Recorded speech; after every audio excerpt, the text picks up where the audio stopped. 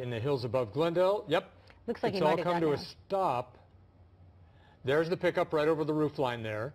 You see the door of the driver's door of the CHP unit is open.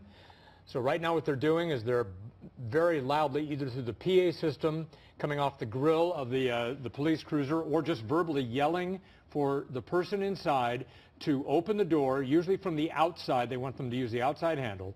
Door is open. And then they're going to be asking that person to get out hands first with their hands up. There are 2 CHP units there. There are 3 officers, all with guns drawn. There are 3 units there, I should say. All right, this is perhaps the most dangerous aspect of the pursuit for those officers involved. So we're going to pull the camera out a little bit and let you know that this originally came in as some sort of medical emergency, a call for a medical emergency. And when the officers showed up, this guy in the pickup truck took off, now wanted for a failure to yield, but he has pulled over in this neighborhood in Glendale Park, and the officers are right there. They've got their guns aimed at him, so hopefully he'll do the right thing and cooperate. Interesting that the call would be a medical emergency coming in. It'd be interesting to hear how that came in. There was also a question about whether or not there might have been a language barrier in trying to communicate with the person in the pickup. It's kind of a tough area here because you see, the officers who have their guns drawn are not just worried about who is in the truck or what may be in the truck, but the background, in other words, to the right of that truck. That's where the officers have to be concerned about, because if they were to have to use their weapons, they have to worry about where those bullets could land. And those are homes on the other side of that truck.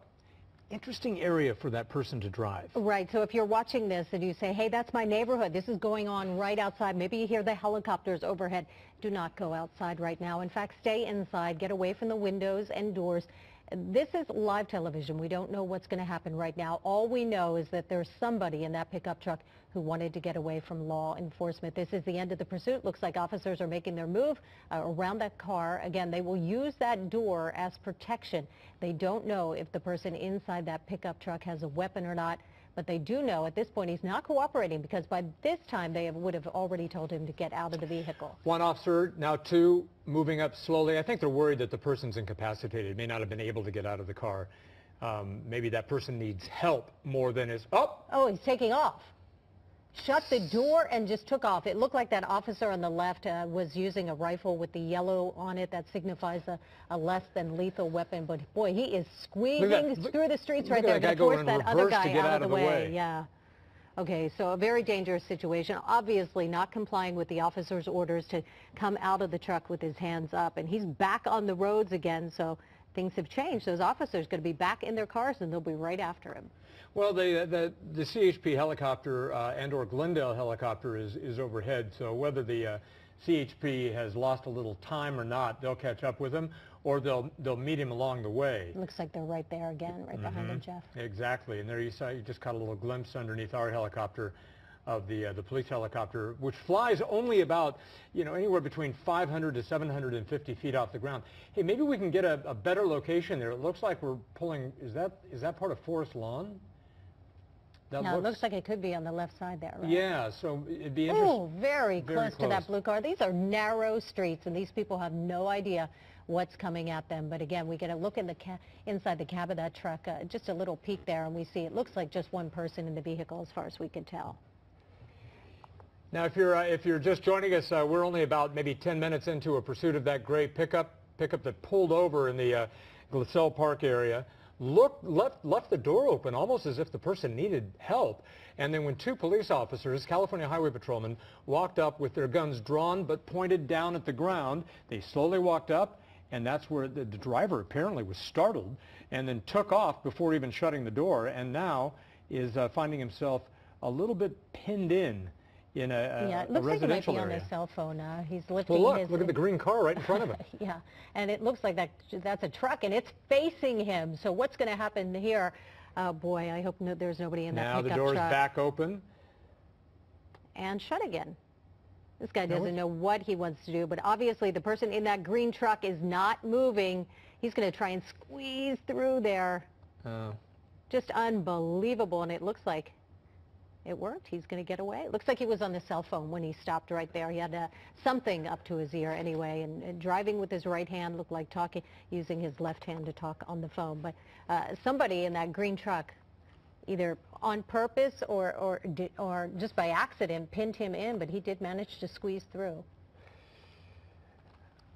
All right, according to the California Highway Patrol, new information we're getting is that the driver himself called 911 and said he needed medical attention and has been on the phone with 911 the whole time. So technically they're saying it's not a pursuit. I'm not exactly sure what you call it when somebody says they need help, but then they run away from the help that they've called for. So yeah, this is really one of the more curious things. It could be a case where maybe there's a little bit of a psychological incapacity here. Maybe the person is disturbed, doesn't understand maybe what's happening. And in this case, CHP officers will tell you that oftentimes the person in that, is that green truck following him? That's a roto, well, forgive me for using it, it's a plumbing truck. I think I saw Reuter on the side. So this is the truck that had he's angry at him. Look, he's waving his arm out the driver door. Or perhaps somebody who knows him, saying, hey, you just hit my truck, because he did scrape it when he went by. So I think the guy in the commercial vehicle there is probably upset that he's going to have to tell his boss that he got into an accident, so he wants to pull this guy over. But I don't think he realizes. Wouldn't you see the officers behind you and think, hey, let them handle it? I'm not going after this guy. And now we've got another car in front of him, so we'll see what happens there. But they're driving very slow. This is a residential area. These are very narrow streets, hard to squeak by, but he's managed to do it on at least 2 or 3 occasions.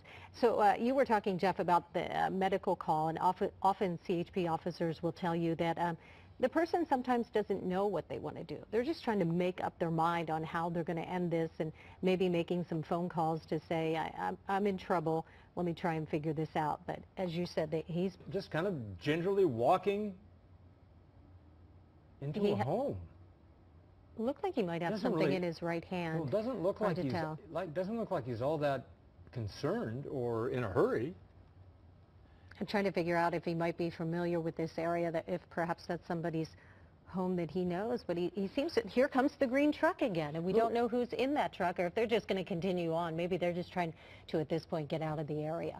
But again, we've got not a suspect. This is a person who made a medical call to 911, said they needed some sort of medical attention, and then CHP got involved. And this is where we stand right now. This is Atwater Village after going on the 210, the 2 freeway into the Glassell Park area. Now he's out of the vehicle. He was in that gray truck you see right there on the left side of your screen. Got out. He's in dark colored shirt and shorts and just kind of walked into the house. And officers right there as well. We'll see how this one ends. The green truck has stopped. The guy, the green truck with the guy with the green shirt. I think he's probably either called police or called his boss and said, hey, I'm outside this guy's house. He scraped my car up, which is the least of the concerns. It's also interesting, Sandra, as you had said, the CHP was right behind him and made the decision to pull back, because they'd be there now if they wanted to. Right. We already know it's a medical emergency, but we're not sure what it is. So he didn't look like he was injured in any way, so perhaps this is something to do with mental health. Is that people I see on that roof on the right side of the screen, the bottom right? It looks like somebody up on the roof. Oh, I see what you're saying. Yeah, right above the blue banner. Probably not a good idea, because we don't know what the situation is right now. We only know that somebody who didn't want anything to do with the police out of their vehicle and somehow hiding out in this neighborhood. Yeah. Guy in the green shirt. He's saying he's right there. He's right there. Yeah, and the CHP is saying, yeah, we know. Probably saying, all right, sir, why don't you get back in your car and let us go ahead and figure this out.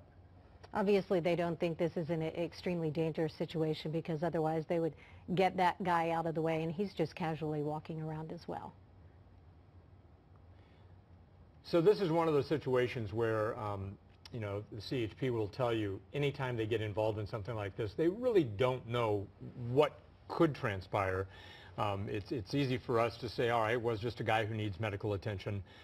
Maybe there's no problem here, but you don't really know what this person is going to do when they won't stop for police. And boy, that's a mighty big house if that's a single-family dwelling. I don't know, or I don't know if it's an apartment building, but he walked in through that gate and then appeared to just kind of disappear down the steps there. See how that's that goes downstairs. Right, right. Right there. Went past the trash can. So now they have to decide, all right, do we walk in and knock on the door not knowing if this guy is either a danger to himself or to us? At this point... Yeah, we know they've been on the phone with him, right? He called the 911 dispatcher and was in communication with, right. Been on the phone apparently throughout the duration of, we can't call it a pursuit. They're saying it's not a pursuit. It's just a failure to yield. So hopefully they'll communicate with him. Sometimes they'll bring in the dogs, the canine units, and try and get him out that way. Other times they will use their negotiators and they'll bring somebody out either on the phone or directly to the scene and try to talk them out, make sure nobody gets hurt, including the person that they've been following. Wish we could tell you more about this, guys. We're trying to figure it out as well. We can tell you that he's in Atwater Village. He's on the corner of Weldon and Drew was the last location that we got. Which is just north of Fletcher. Fletcher's a very popular cut-through between the 2 and the 5 if you want to get into Los Feliz. And at this point, only one California highway. The woman you see there next to the silver car probably talking to the officer and maybe saying, yes, I know this guy, or whether or not she does, trying to get some information to the police.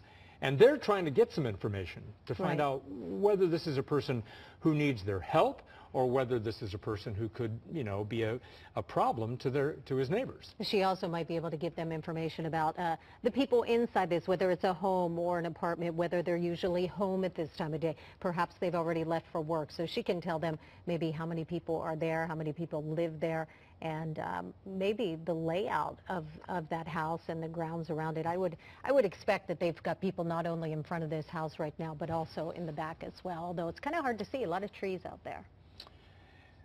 Yeah, so I think it's at this point, if there's no pressing reason, if they're not getting a call that anybody is being threatened, if they're not getting a call that this person is doing anything that is dangerous, there's really no reason to run in. All right, so we've got a little bit of a standoff situation here in Atwater Village. This is Weldon and Drew, where a person who was being followed by CHP is now out of the vehicle. If you've been watching on CBS 2, we're going to send you back to regular programming right now. And we will stay with you on KCAL.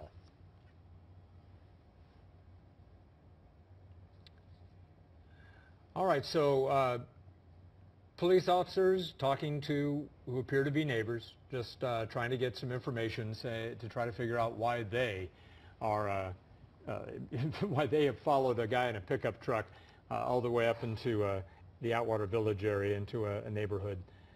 And this, we're trying to remember, it started actually kind of in the same area. It didn't really leave the area of the 5 and the 2, and it would be interesting to understand why this man called 911 to begin with.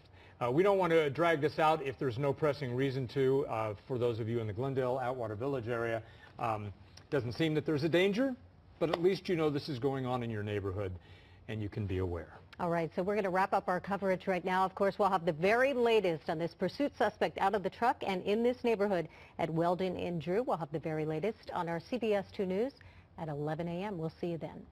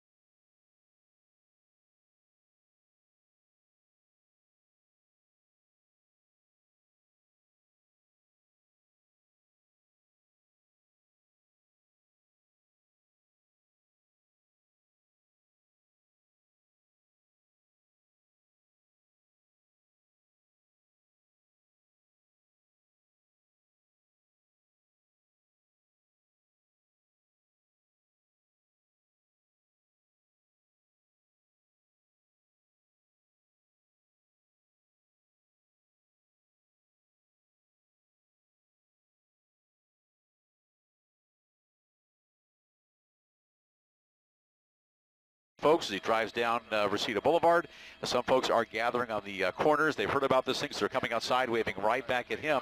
Fortunately, it's going along at very slow speed, so it's not exactly a danger to the community right now. If he makes a little bit of a turn, LAPD officers, I'll show you their proximity to the car right now. We'll open up the shot for you just a bit. They're in prime position. If they see that guy try to make a turn, they can move right in. These pit maneuvers work very well at or under 35 miles per hour, where a cruiser will come up with their push bar, and they'll approach the rear quarter panel of the vehicle as he goes into that turn and try to spin him out of control. Yeah, Bill, very odd pursuit. This is one of the stranger ones we've seen. And you're right, it could be a media stunt, but we just don't know. But it seems like he's at least following some of the rules of the road. Well, he's going way under the speed limit, but true. yeah, granted, this one is far less dangerous than other pursuits that we have seen. And it does beg the question, does this person have some weird objective here, or is he unstable? or something in between. You know, it does bring to mind, remember that stunt on one of our major freeways, I think it was the 405 even, when that rock band got out and did a quick concert on their freeway, on their bus, and stopped traffic, and they thought it was a great idea. Clearly nobody else did, and they were arrested eventually. I can't recall if they served some time for that, but they definitely got in a lot of trouble. 101 near Sunset is where that happened, I'm being told by Joe. In our ear. And he could have gotten on the freeway. Thank goodness he chose to just stay on these surface streets and continue the slow. Good shot of his sign right there. It says Victory Parade, and as we've been watching him, and he's waving to people, but with a victory sign, saying hello to anybody who will give him attention. It's you know, when somebody has this objective, you wonder when do they decide to start it. I'm going to begin at so-and-so place. I'm going to go for so-and-so long, and then just keep on going. His top is down, so clearly he wants to be seen. And trying to talk to people and you know, wave to people on the street. And he passed an intersection and waved at another police car that was waiting at the intersection as well. It's just and he's getting the crowd. Okay. Yeah, this is folks at a bus stop there waving at him as well. And granted, it's going to get a lot of attention because of all the police cars that are coming up behind him. And they're going this slowly. Why don't they just do a pit maneuver if they find a wide berth of space there? Oh, I'm sorry. He's at Ventura Boulevard, and that's a good question.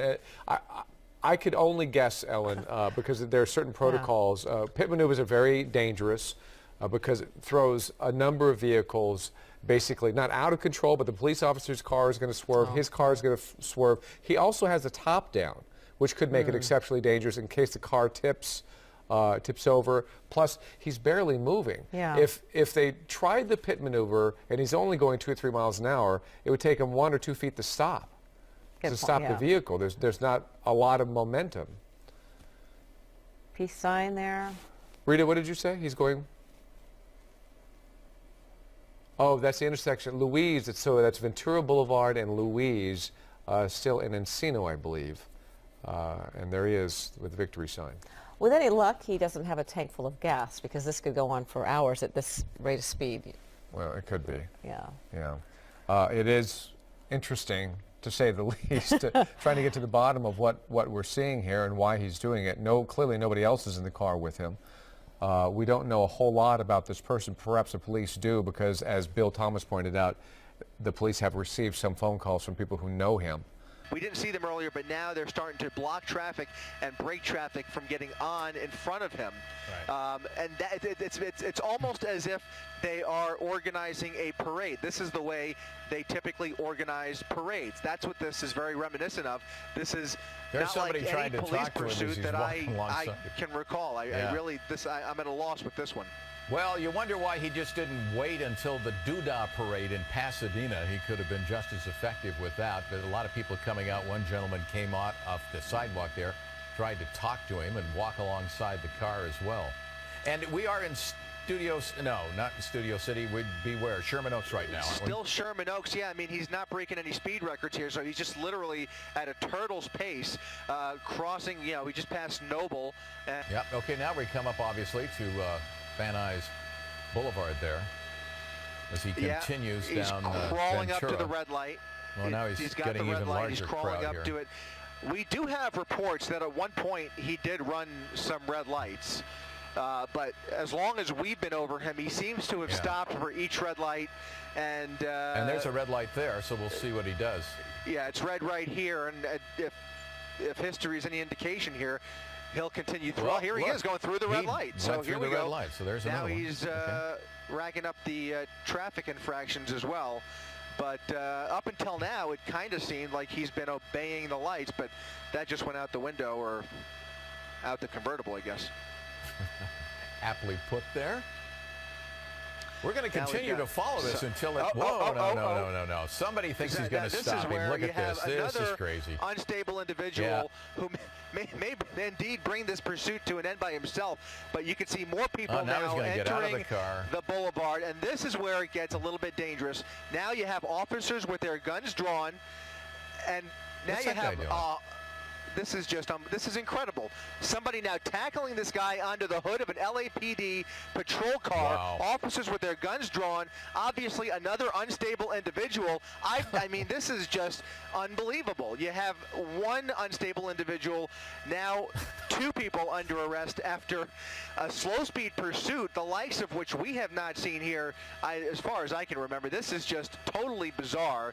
Now 2 people under arrest, one person doing everybody a favor by bringing this pursuit to an end, but not the way anybody would anticipate, and certainly not the way LAPD would encourage for anybody to behave, especially in the middle of Ventura Boulevard traffic.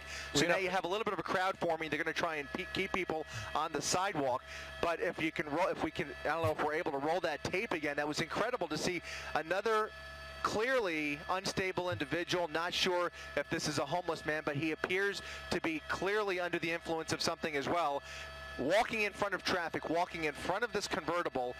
You saw the driver in the convertible put his hands up at that point as he was sitting in the driver's seat, and then almost as if that unstable individual in front of the car was making a citizen's arrest, he just tackled him onto the hood of the LAPD cruiser.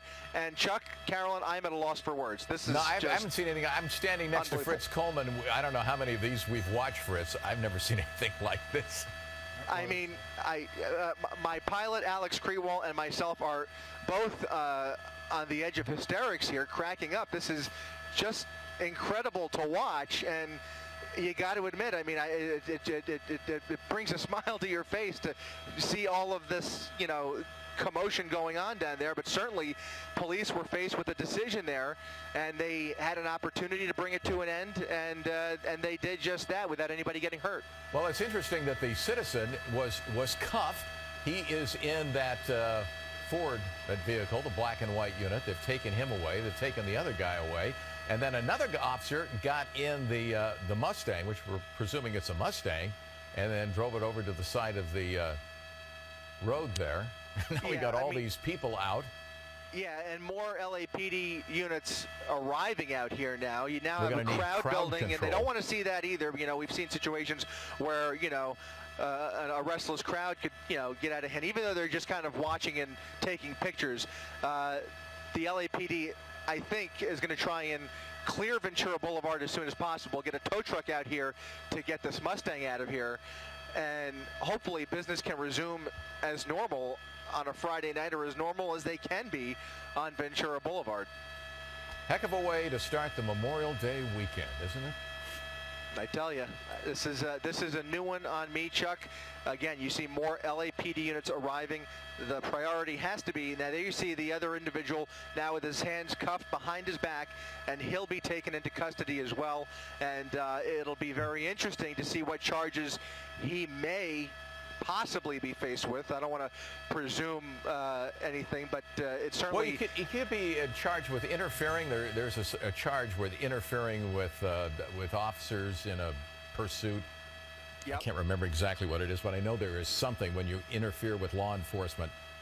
Yeah, no, absolutely. That, I mean, he's definitely, you know, on one hand, yeah, he's definitely broken some rules here, but on the other hand, he's kind of the hero of the hour for saving us from a prolonged slow-speed chase that could have gone well into Burbank. I mean, yeah, this was just, it was just so unpredictable, not knowing what was going through that